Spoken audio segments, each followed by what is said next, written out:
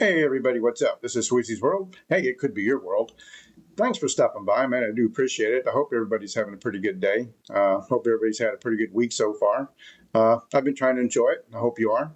Uh, I like to talk about things that interest me, and I hope they will interest you at some point. And that's the purpose of all this.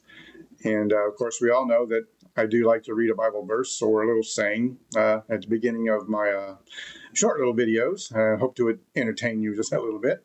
But okay, here goes. Jesus Christ is the same yesterday and today and forever. Okay? It's in Hebrews 13:8. Amen. All right, hey, look. This kind of interests me a lot. And you see it pop up from time to time, okay? And it has to do with Nibiru or Nibiru or Nibiru. Depends on how you want to call it. All right? Okay, now asking some people in modern day times, like this year, how come we can't see it? And so they tell us, well, you can't see it unless you're looking through the infrared spectrum. You can't see it, unless you can see it that way. And so I say, okay, 2,500 years ago to 3,000 years ago, the ancient Egyptians, they saw it coming. And they knew so they say, to go underground and get into caves and protect themselves and, yada, yada, yada. So my question would be, do they have infrared binoculars, cameras, or, did they have any of that kind of stuff 2,000, 300,000, or 3,000 years ago? The only way you can see this is through the infrared spectrum. So did ancient Egyptians, as I said before, could they see it?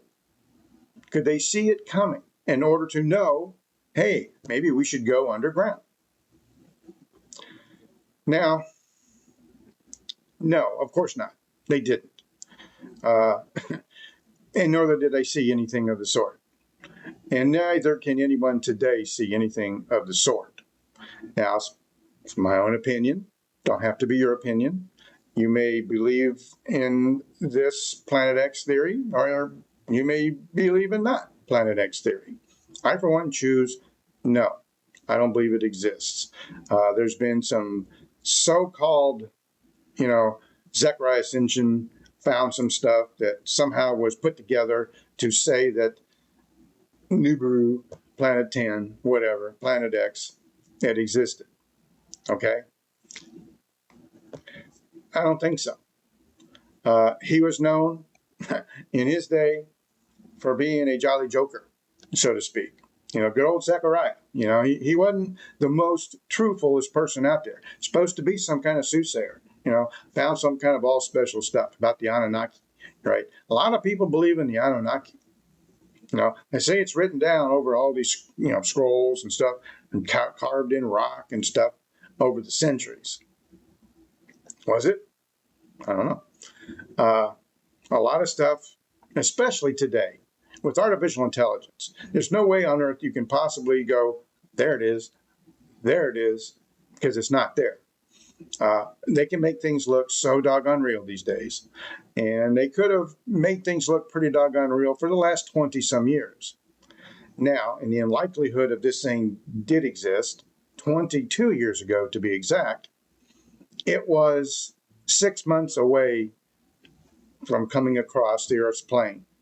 And doesn't have to hit the Earth, so according to them, but it would just come close enough where it would carve out a couple thousand miles of Earth down, who knows, a mile deep, and cut it clean across, right?